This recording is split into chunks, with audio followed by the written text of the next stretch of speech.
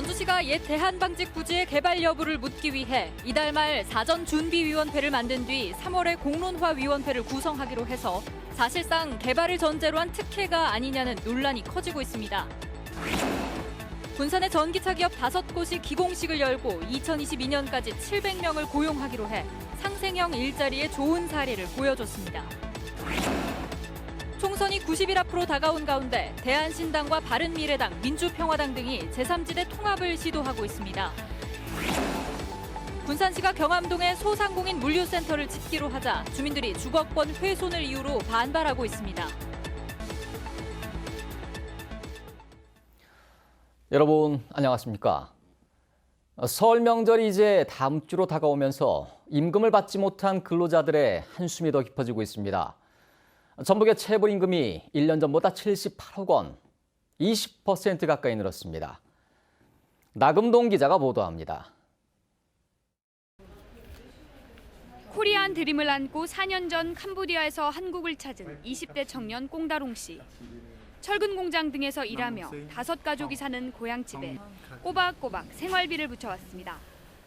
하지만 지난해 여름 땀 흘리며 일한 대가를 받지 못해 결국 고용노동부를 찾았습니다. 한국 와서 철근 공장에 4개월 일했어요. 돈 89만 원 아직 안 받았어요. 거기 철근 잘라요. 영접해요. 더워요. 네. 불 이렇게 옆에 더워요. 명절을 앞두고 고용노동부 문턱이 닳도록 드나든 건설 노동자들. 2달 임금 500여만 원, 정당한 노동의 대가를 투쟁하듯 받아내야 하는 현실이 서글프기만 합니다. 노무자들은 기다릴 거 아닙니까? 인정상. 그러다 보면 이제 또 날짜를 어겨요. 노무자들도 이제 악이 바칠 대로 바치니까 노무자들이 힘이 없잖아요. 개인이고 일용직이니까. 지난해 말 기준 전라북도 체불임금은 521억 원에 이르는데 한 해 전보다 무려 78억 원, 17.6%포인트 늘어났습니다. 특히 음식점이나 숙박업소의 체불임금이 한 해 전보다 50%포인트나 늘었습니다. 경기 침체의 원인에 있지 않을까 생각이 들고 30인 미만의 중소 영세업체가 그 전체 기업의 96%를 차지하다 보니 이들 영세업체의 인건비 상승이 임금체불의 주요 원인이 되지 않나. 고용노동부는 임금체불 집중지도 기간인 이달 말까지 체불청산 기동반을 운영합니다. JTB 뉴스 나금동입니다. 전주시가 옛 대한방직 부지 개발 여부를 논의하기 위해서 공론화위원회를 만들겠다고 했죠. 공론화위원회를 만들기 위한 사전준비위원회가 이달 말에 구성됩니다. 하지만 부지 개발에 반대하는 여론이 여전히 높아서 논란 또한 커질 것으로 보입니다. 송창용 기자가 보도합니다. 도시관리계획상 공업지역과 자연녹지로 이뤄진 옛 대한방직 부지. 전체 부지의 94%를 소유한 주식회사 자광은 개발을 위해 상업지역으로 변경할 것을 요구하고 있습니다. 부지의 개발 여부를 논의하기 위해 시민 공론화위원회를 만들겠다고 밝힌 전주시가 이에 앞서 이달 말에 사전준비위원회를 구성하기로 했습니다. 사전준비위원회는 시민단체와 언론계 관계자 등 5명으로 구성되며 공론화위원회에 공론화 방식과 의제, 운영기간, 위원 선정 방법 등을 논의하고 결정합니다. 사전준비위원회를 오늘 3월까지 운영한 뒤 곧바로 공론화위원회를 구성한다는 방침입니다. 1월부터 3월까지 운영하고 공론화위원회도 3월부터 이제 운영을 그런 계획이 있습니다. 전주시는 공론화위원회를 통해 시민 의견을 들어 대표성과 공정성을 확보한다는 계획이지만 반발도 만만치 않습니다. 전주시가 국책사업이나 시책사업이 아닌 사기업의 개발 행위를 공론화 대상으로 정한 것은 사실상 개발을 전제로 한 특혜라는 겁니다. 또 전주시의 책임 떠넘기기라는 비판이 제기되고 있습니다.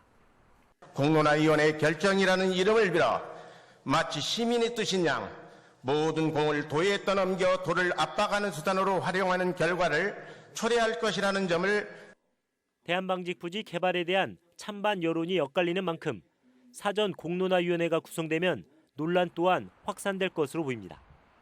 JTB 뉴스 송창용입니다. 군산시가 소상공인을 위한 물류센터 건립을 추진하자 인근 주민들이 주거 환경이 나빠진다며 반발하고 있습니다. 주민들은 군산시가 주민들의 의견 한 번 듣지 않고 사업을 추진했다면서 사업 부지를 다른 곳으로 바꿔줄 것을 요구하고 있습니다. 김진형 기자입니다. 군산의 한 아파트 단지 주변에 10여 장의 현수막이 줄줄이 내걸렸습니다. 군산시가 주민 동의도 없이 물류센터를 추진한다며 사업을 철회하라는 내용입니다. 주민들은 이미 인근 화물차 주차장 때문에 큰 불편에 시달렸다며 물류센터까지 생기면 주거 환경이 더 나빠질 거라고 주장합니다. 그러면 엄청난 소음도 소음이지만은 차량의 흐름이 너무나 많아진다는 거죠. 도로는 하나 비좁고 인사사고가 많겠죠. 주민들은 주민 생활과 밀접한 관련이 있는데도 군산시가 교통영향 평가나 주민 의견을 듣는 절차도 없었다며 분통을 터뜨립니다. 또 화물차 공영 주차장은 녹지공원으로 바꾸고 소상공인 물류센터는 수년째 방치되고 있는 오시도동을 이용하면 된다는 주장입니다. 오시도동에 물류센터가 현재 있어요. 시에서는 그 관리조차도 못하고 현재까지 방치되어 있는 상태입니다. 쉽게서 그것을 활용하라 이거예요. 쉽게서 그 예산 낭비 아닙니까 그게 기사님? 군산시는 하지만 오시도동 물류단지는 소상공인이 몰려있는 도심과 떨어져 있고 당장 마땅한 대안도 없다는 입장입니다. 주민들은 군산시가 계획을 철회할 때까지 항의 집회를 이어간다는 입장입니다. JTB 뉴스 김진영입니다. 노인 요양병원이 없어 불편을 겪는 무주와 진안, 장수 군민들을 위해 무주의 공공 노인 요양병원이 신설됩니다. 전라북도는 내년까지 136억 원을 들여 무주의 130병상 규모의 공공 노인 요양병원을 신설하면 무주와 진안, 장수의 의료 공백이 조금 해소될 것이라고 밝혔습니다. 전북에는 80개가 넘는 노인 요양병원이 있지만 무주와 진안, 장수에는 단 한 곳도 없어서 고령자 가족들이 큰 불편을 겪고 있습니다. 전북교육청이 오는 3월부터 국가회계 시스템인 K-에듀파인을 의무적으로 도입해야 사립유치원 한 곳당 컴퓨터 등 사무기기 구입 비용 500만 원을 지원합니다. 또한 전담 인력을 배치해 K-에듀파인 운영도 돕기로 했습니다. 유아교육법 등 이른바 유치원 3법의 국회 통과로 이미 K-에듀파인을 쓰고 있는 34곳에 이어 109곳의 사립유치원이 이를 추가로 도입해야 합니다. 총선이 90일 앞으로 다가온 가운데 야권의 제3지대 통합에도 시동이 걸렸습니다. 아직 속단하긴 이르지만 각 정당들이 이대로는 어렵다는 점에 공감하고 있기 때문에 실현 가능성도 그만큼 높아졌습니다. 이승환 기자가 보도합니다. 몇 달 전까지만 해도 한솥밥을 먹던 사이 대한신당 최경환 대표와 창당 인사차 평화당을 방문한 유성엽 통합추진위원장은 뭉치면 살고 흩어지면 죽는다는 격언까지 언급하며 통큰 결단을 내리자고 강조했습니다. 또 우리 대한신당이 힘을 좀 모아갈 수 있는 또 더 크게 실질적으로 모아갈 수 있는 그런 대책을 시급히 찾는 게 중요하겠다 이렇게. 민주평화당 정동영 대표도 양당이 합심해 서민의 고통과 청년 문제 등을 해결하는데 공조했으면 좋겠다고 화답했습니다. 선거제 개혁과 공수처 검경 수사권을 주도했지요. 그 연장에서 야권 연합과 통합 이 부분을 추진해서 1대1 구도를 만들어내는 역할을 하겠습니다. 대한신당과 바른미래당, 민주평화당 등 한때 국민의당 지붕 아래에서 한살림을 했던 정당 모두 통합의 대원칙에는 공감하는 상황. 이미 의원들이 전원 회의를 통해서 통합에 속도를 내자는 의견도 제기됐습니다. 가시적인 성과들이 적어도 구정을 전후해서 적어도 1월 달 안에는 성과가 좀 나오고 그 윤곽이 좀 잡힐 필요가 있다 이렇게 생각을 합니다. 제3지대보다 한 발 앞서 진행 중인 보수 진영의 통합 논의도 눈여겨볼 대목입니다. 보수 통합이 먼저 현실화할 경우 여당 지지율이 가장 높은 전북 유권자들의 위기감이 커지면서 상대적으로 중도 세력의 설 자리가 더욱 좁아질 수 있기 때문입니다. 총선이 다가오면서 제3지대에 들이운 위기감은 점점 더 커지고 있습니다. 이제 시간도 얼마 남지 않았습니다. 이런 와중에 한편에서는 민주당 쏠림 현상이 드러난 최근 일부 여론조사 결과가 제3지대 통합의 촉매제가 될 것이라는 관측도 나오고 있습니다. JTB 뉴스 이승환입니다.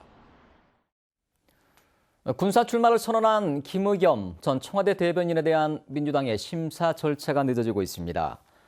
민주당 공직선거 후보자 검증위원회는 김 전 대변인의 흑석동 상가 문제와 차액 기부에 대한 소명 자료를 살펴본 뒤 예비 후보 적격 여부를 결정하겠다며 최종 판단을 미루고 계속 심사 판정을 내렸습니다. 민주당은 현재 군산선거구에 신영대 대통령직속 균형발전위 전문위원이 예비 후보로 등록해 김의겸 전 대변인이 오는 20일 당에서 최종 적격 판정을 받을 경우 경선을 치르게 됩니다.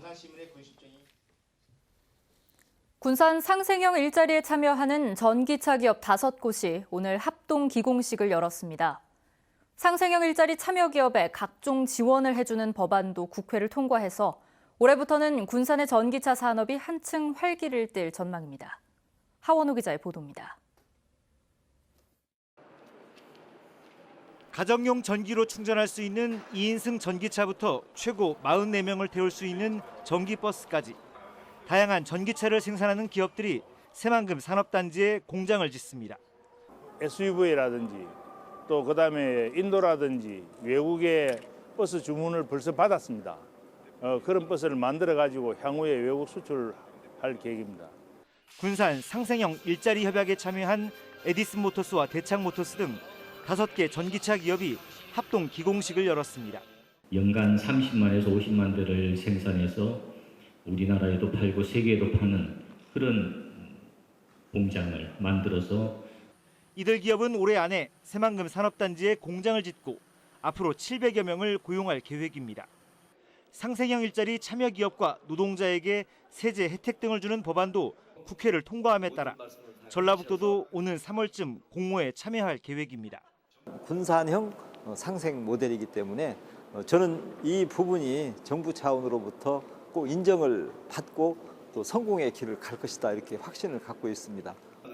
대통령 직속기구인 경사노위 문성현 위원장도 군산 상생형 일자리는 반드시 성공해야 하는 모델이라며 힘을 실었습니다. 군산 시민들의 절실함이 뒷받침돼 있기 때문에 중앙에서 안 할 도리가 없지 않습니다. 그죠? 이걸 안 하면 어디를 하겠습니까?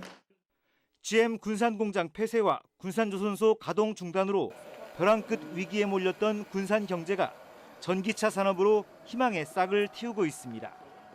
JTB 뉴스 하원호입니다. 유은희 부총리 겸 교육부 장관이 설 명절을 앞두고 군산을 찾았습니다. 유 부총리는 군산대학교가 운영하는 3D 프린팅 학교 기업과 소프트웨어 융합교육센터 등 산학연 현장을 살펴보고 현장의 의견을 청취했습니다. 이 자리에서 중고자동차 수출단지와 해상풍력 실증 연구단지 등 주요 사업들에 대한 설명이 이어졌습니다. 유 부총리는 군산대 방문에 앞서 군산 역전 종합시장에서 구입한 선물을 아동복지시설과 발달장애인 평생학습관을 찾아 전달했습니다. 전라북도가 올해부터 자체 사업으로 기초생활보장제도의 부양의무자 재산 기준을 폐지합니다. 저소득층 노인의 경우 부양가족의 재산이나 소득이 높으면 기초생계급여를 받을 수 없었지만 올해부터는 부양가족의 소득만 따지고 재산 기준을 반영하지 않기 때문에 전북에서 500여 명의 어르신들이 추가로 기초생계급여를 받을 수 있습니다. 이들 500여 명에게는 1인 가구 기준 매달 20만 원가량의 기초생계급여가 지급됩니다. 총경급 경찰관에 대한 전보 인사가 발표됐습니다.